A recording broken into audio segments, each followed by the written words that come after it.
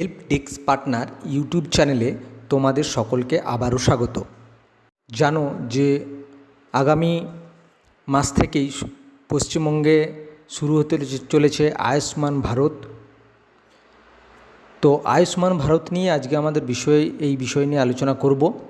আয়ুষ্মান ভারত নিয়ে একটা বিশেষ খবর পেয়েছি, সেই খবরই তোমাদের সামনে এখানে আমি আজকে তুলে ধরব। 1 জুলাই থেকে আয়ুষ্মান ভারত কিন্তু চালু হয়ে যাচ্ছে।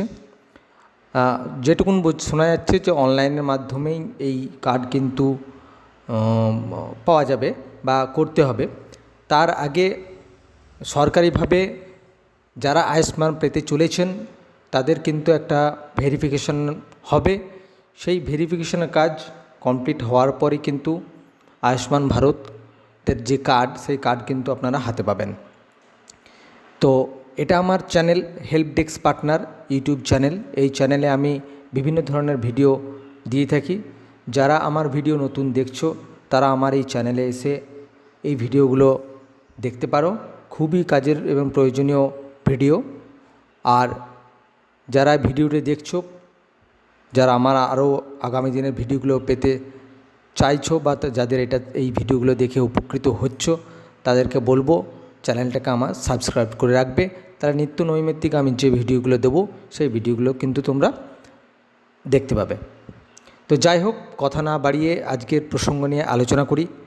তো প্রথমেই আমি তোমাদের একটা বিষয় বলে নিই যে আয়ুষ্মান ভারত কিন্তু যে ফিল্ড ভেরিফিকেশন হবে, সেই ভেরিফিকেশন কিন্তু করবে আশা দিদিরা। আশা দিদিদের আন্ডারে কিন্তু এই ভেরিফিকেশনটা নামছে, যেটা হয়তো আর দিন 10-15 মধ্যেই শুরু হয়ে যাবে। আশা দিদিরা কিন্তু বাড়ি বাড়ি এসে একটা ফর্ম দিয়ে যাবে, বা এমনও হতে পারে যে ফর্মটা নিয়েই আসবে, তোমার বাড়িতে বসে তোমার বাড়ির তথ্য যাচাই করবে, যাচাই করে নিয়ে চলে যাবে, এটাও হতে পারে। কিংবা তারা হয়তো বাড়িতে বাড়িতে এসে ফর্মগুলো দিয়ে চলে যাবে। সেই ফর্মের কিছু কিছু জায়গা তোমাদের ফিল আপ করতে হবে। সেই ফিল আপ করা অংশগুলো আবার ফিল আপ করে রেখে সাইন করে আবার আশা দিদিদেরকে ফেরত দিতে হবে। যেটা আমরা দেখেছিলাম ভোটের সময় বা ভোটের আগেটাতে, ভোটার যে এসআইআর যে প্রক্রিয়া ছিল, সেই এসআইআরের সময় প্রত্যেক বাড়িতে একটা একটা করে ফর্ম কিন্তু বিএলওরা দিয়ে গেছিলো, যেটা আমাদের ফিল আপ করে রাখতে হয়েছিল। পরে বিএলওরা এসে কিন্তু সেই ফর্মগুলো আবার কালেক্ট করে নিয়ে গেছে। এটার ক্ষেত্রেও কিন্তু এইরকম হওয়ারই একটা চান্স না, একদম হবেই। তো এইটা করবে আশা দিদিরা। চলো তোমাদের কাছে দেখিয়ে দিচ্ছি দিন 10-15 মধ্যেই প্রত্যেকের বাড়িতেই এই ফর্ম যাবে। তো ফর্মটা কীরকম হবে এবং কিভাবে কি ফিল আপ করতে হবে সেটা নিয়ে এখানে আলোচনা করছি। যাদের মনে হবে ভিডিওটা খুব হেল্পফুল হয়েছে তারা অতি অবশ্যই কিন্তু লাইক, এবং যারা আমার চ্যানেলটা এখনও পর্যন্ত সাবস্ক্রাইব করোনি তাদেরকে বলবো আমার চ্যানেলটা একটু সাবস্ক্রাইব করে আমার পাশে থাকার জন্য। তো আমি আয়ুষ্মান ভারতের যে ফর্মটা, সেই ফর্মটা এখানে তোমাদের সামনে ওপেন করে নিচ্ছি। যারা মোবাইল থেকে দেখছো তাদের জন্য আমি একটু জুম করে দিচ্ছি।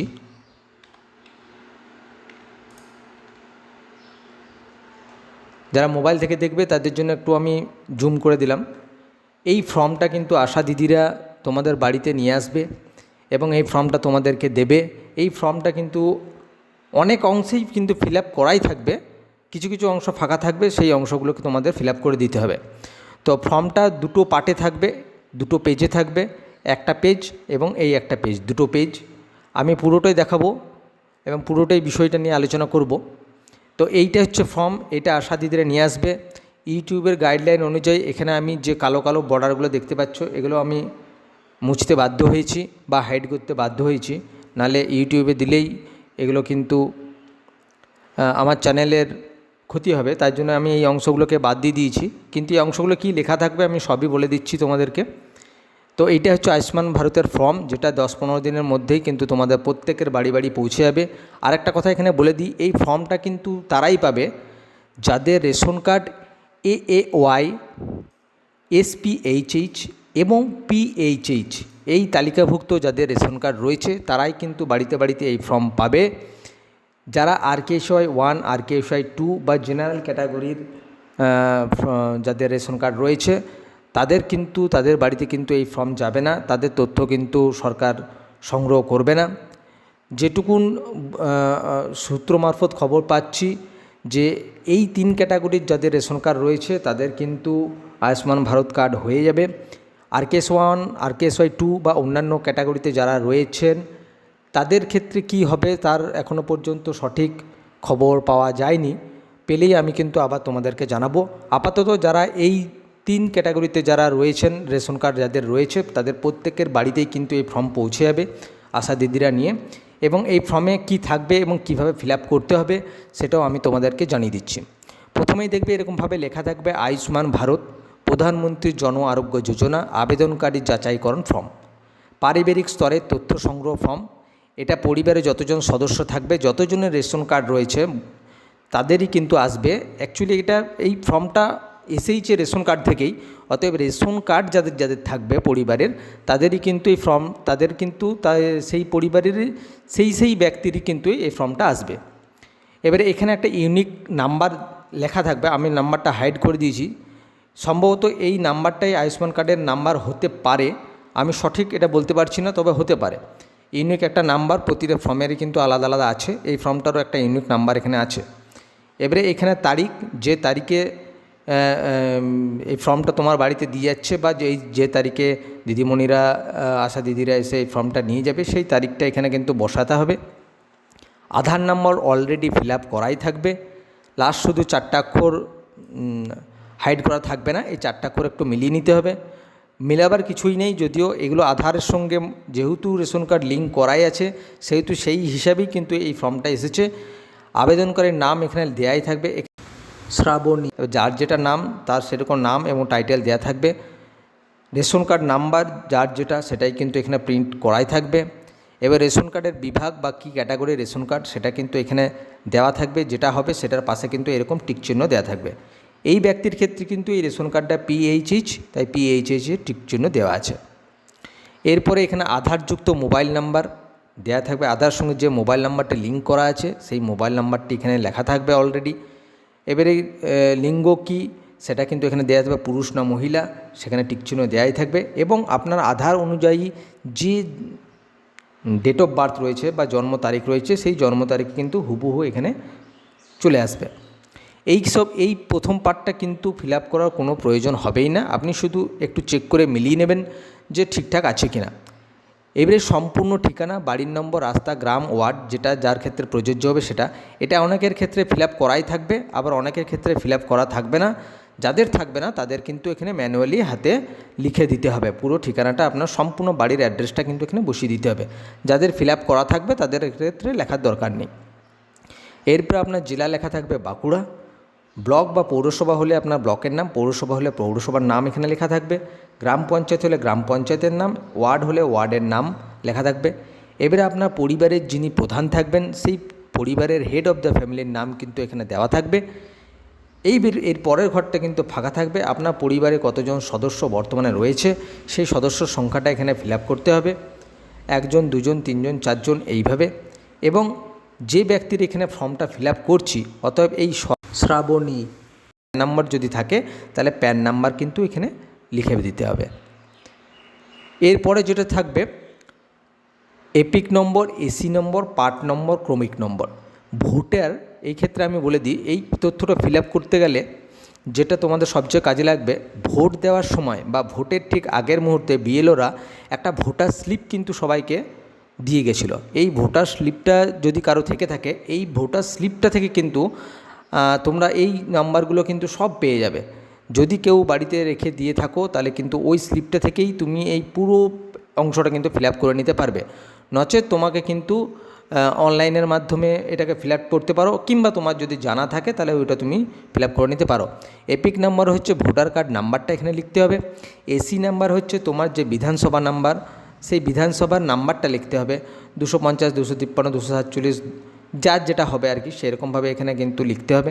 পার্ট নাম্বার হচ্ছে মানে তোমার বুথ নাম্বার, তুমি যে ভোট গ্রহণ কেন্দ্রে ভোট দিচ্ছ সেই ভোট গ্রহণ কেন্দ্রের নাম্বারটা, পার্ট নাম্বার এটা দিতে হবে। এইগুলো কিন্তু সব কিছুই আমাদের যখন এই এখন অন্নপূর্ণা ভাণ্ডারের যে ফর্ম অনলাইনে ফিল আপ চলছে এক্ষেত্রে কিন্তু এই জিনিসটা লাগছে, তো সেই ক্ষেত্রে কিন্তু সবারই এটা জানা মোটামুটি থাকবে। না হলে আমি বললাম যে ভোটের আগে বিএলওরা একটা করে ভোটার স্লিপ দিয়ে গিয়েছিলো, সেটা যদি কারো বাড়িতে থেকে থাকে তাহলে কিন্তু এটা এখান থেকে ফিল আপ করা সম্ভব হবে। এবং ক্রমিক নম্বর হচ্ছে তুমি সেই যে ভোটার লিস্ট আছে তোমার বুথের, সেই ভোটার লিস্টের কত নম্বর ক্রমিক কত নম্বর সিরিয়ালে তোমার নামটা আছে। এমন হতে পারে তোমার 434 নম্বর সিরিয়ালে থাকতে পারে বা 535 নম্বর, যার যেরকম আছে সেই সিরিয়াল নাম্বারটা কিন্তু এখানে লিখতে হবে। এরপরে তোমার যে স্বাস্থ্যসাথী কার্ডটি রয়েছে সেই স্বাস্থ্যসাথী কার্ডের ইউআরএন নাম্বার, যেটা 17 ডিজিটের হয়, সেই ইউআরএন নাম্বারটা কিন্তু এখানে হুবহু দেখে ফিল আপ করে দিতে হবে। এই স্বাস্থ্যসাথী নাম্বারের ব্যাপারটা বলি। এই স্বাস্থ্যসাথী নাম্বার কিন্তু পরিবারের যতজন সদস্য থাকবে প্রত্যেককারই কিন্তু একই হবে, কারণ স্বাস্থ্যসাথী কার্ডটা কিন্তু পরিবার পিছু একটি করে, পরিবার পিছু একটি কার্ড, এবং ওই কার্ডের ভিতরেই কিন্তু পরিবারের বাকি সদস্যদের নামগুলো মেনশন করা থাকে। তাহলে এই ক্ষেত্রে ইউআরএন নাম্বার কিন্তু পরিবারের হেডে যা হবে সেটাই কিন্তু বাকিদেরও সেই একই হবে, এটা কিন্তু মাথায় রাখতে হবে। আর এই ফর্মটার একটা রিসিপ্ট পোর্শন থাকছে, যেটা অন্নপূর্ণা ভাণ্ডারের ক্ষেত্রে ছিল না। এই ফর্মটার ক্ষেত্রে একটা রিসিপ্ট পোর্শন থাকছে। এই রিসিপ্ট পোর্শনটা কিন্তু আশা দিদিরা আপনাদেরকে কেটে ফেরত দেবে, সই করে ফেরত দেবে। তো এই নাম্বারটা এখানে আধার নাম্বার লেখা থাকবে, নাম লেখা থাকবে, রেশন কার্ড নাম্বার লেখা থাকবে, আপনি পুরুষ না মহিলা এটা লেখা থাকবে, আর আপনার জন্ম তারিখটা কিন্তু লেখা থাকবে।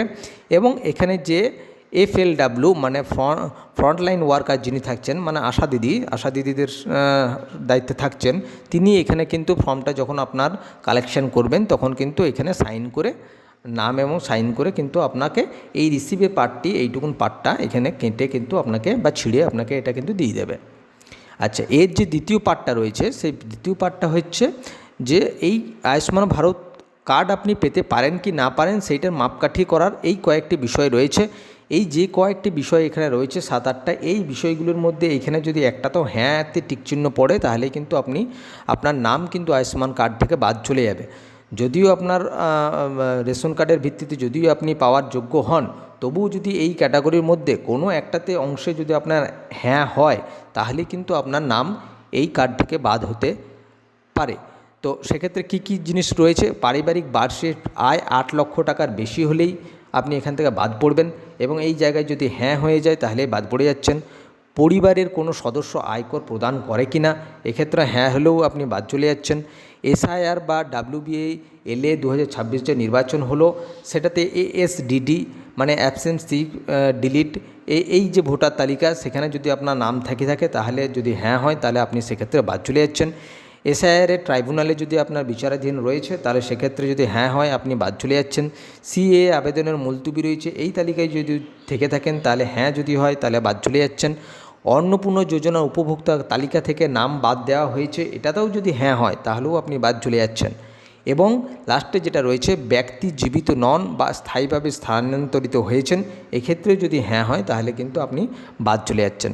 তাহলে একটা বিষয় লক্ষ্য করবেন যে এই প্রতিটা ঘরেই কিন্তু আপনার নাতে কিন্তু টিকচিহ্নটা হতে হবে, তবেই কিন্তু এই কার্ড পাওয়ার আপনি যোগ্য বলে বিবেচিত হবেন। এইবারে এখানে আবেদনকারীর একটা স্বাক্ষর করতে হবে। অতএব এইখানে আমার যে সরবাণী বলে যে যার ছিল ফর্মটা সেই সরবাণী কিন্তু এখানে লাস্টে সাইন করে দেবে, এই জায়গাটায় টিক চিহ্ন দেবে, এবং এটা সে ডিক্লেয়ার করবে যে আমি এত দ্বারা ঘোষণা করছি উপরের তথ্য আমার জ্ঞান ও বিশ্বাস মতো সত্য, এবং প্রয়োজনের ক্ষেত্রে আমি সমস্ত সহায়ক দলিল প্রদান করেছি। আমি জানি যে আমার দেওয়া কোনো তথ্য মিথ্যা প্রমাণিত হলে আমার সামাজিক সুরক্ষা সুবিধা বন্ধ করে দেওয়া হবে বলে এখানে টিকচিহ্ন দিয়ে এখানে কিন্তু সই করতে হবে। সই করতে পারলে সই করবেন, নাহলে যদি যদি না জানেন তাহলে কিন্তু আঙুলের ছাপ দিতে হবে। এইটি দেওয়ার পর তারপরে এটা যারা আশা দিদি রয়েছে তাদের এখানে ওনারা এটা ফিল আপ করবেন, ওনারা ওখানে সুপারিশযোগ্য করবেন বা সুপারিশযোগ্য নয় করার পর ওনারা এখানে স্বাক্ষর করবেন। এবং এই নিচের পার্টটি রয়েছে আরও যারা এই ব্যবস্থাপনার ক্ষেত্রে অফিসার রয়েছেন তাদের জন্য এটা আপনাদের কোনো কিছু ফিল আপ করার দরকার নেই। এই ক্ষেত্রে এইখানে যোগ্য হলে আপনার ক্ষেত্রে যোগ্য করে যিনি পর্যবেক্ষণ করবেন তিনি এখানে কিছু মন্তব্য করবেন এবং স্বাক্ষর করলেই আপনার এই ফর্মটা কিন্তু এরপর এই ফর্মটা ব্লক স্তরে বা জেলা স্তরে পৌঁছে যাবে, এবং সেখান থেকে এগুলোকে অনলাইন হয়ে যাওয়ার পর তারপরে কিন্তু আপনার আয়ুষ্মান কার্ডের জন্য আপনি অ্যালাউ হয়ে গেলে আপনি কিন্তু অনলাইনের মাধ্যমে আয়ুষ্মান কার্ড বা পেয়ে যাবেন। তো এইটা ছিল বিষয়। এই বিষয়টা আগামী 10-15 দিনের মধ্যেই কিন্তু নামতে চলেছে। এটা তার ফর্ম, এই ফর্ম কিন্তু যাবে। এই ফর্ম কিন্তু সঠিক তথ্যভাবে সঠিকভাবে ফিল আপ করে আপনারা প্রত্যেককেই জমা করবেন। এখানে আমি বলে রাখি, যদি কারো নামের বানাম ভুল থাকে বা কোনো কিছু যদি কারেকশানের প্রয়োজন হয়ে থাকে তাহলে আপনার সেই জায়গায় কিন্তু লিখে দেবেন যে আমার এই জায়গাটা এই বানাম ভুল আছে বা এটা ভুল আছে। তবে ম্যাক্সিমাম ক্ষেত্রেই কিন্তু এটা ভুল না হওয়ার চান্সই বেশি, কারণ যেহেতু আধার এবং রেশনের হিসাবেই এই তথ্যটা আসছে, সেহেতু আপনার যদি আধার কার্ডের নামের বানাম এবং বয়স যদি ঠিক থাকে তাহলে কিন্তু এখানে ভুল হওয়ার কোনো রকমই কোনো চান্স থাকছে না। এর সঙ্গে হয়তো আপনার যেটুকু ইনস্ট্রাকশান পাওয়া যাচ্ছে যে ভোটার কার্ডের জেরক্স এবং আধার কার্ডের জেরক্স, প্যান কার্ড থাকলে প্যান কার্ডের জেরক্স জমা এবং তার সঙ্গে স্বাস্থ্যসাথী কার্ডের জেরক্স কিন্তু জমা নিতে পারে। তো এইগুলো জেরক্স করে রাখবেন, প্লাস এই ফর্মটা পেলেই এইভাবে আমি যেভাবে বললাম এইভাবে ফিল আপ করবেন, সঠিক তথ্য দিয়ে ফিল আপ করবেন এবং এই ঘরগুলিতে না সবগুলো হলেই তবেই কিন্তু আপনি এটার ক্ষেত্রে এলিজিবল হবেন। তো এই ছিল আজকের ভিডিও। তো যারা এই ফর্ম পাবে তাদের প্রত্যেককে বলবো আমার এই ভিডিও দেখে যদি উপকৃত হও এবং তোমাদের ধারণা যদি এই সম্বন্ধে অনেকটা আরও বেড়ে যায় তাহলে অবশ্যই আমার চ্যানেলে একটু লাইক, এবং যারা নতুন রয়েছে তাদের প্রত্যেকেই কিন্তু আমার চ্যানেলের এটা একটা সাবস্ক্রাইব করে নেবে। নিত্য নৈমিত্তিক আমি ভিডিও এটাতে দিতেই থাকি এবং তোমরা এটা দেখে তোমাদের অনেক হেল্পফুল হবে। নমস্কার।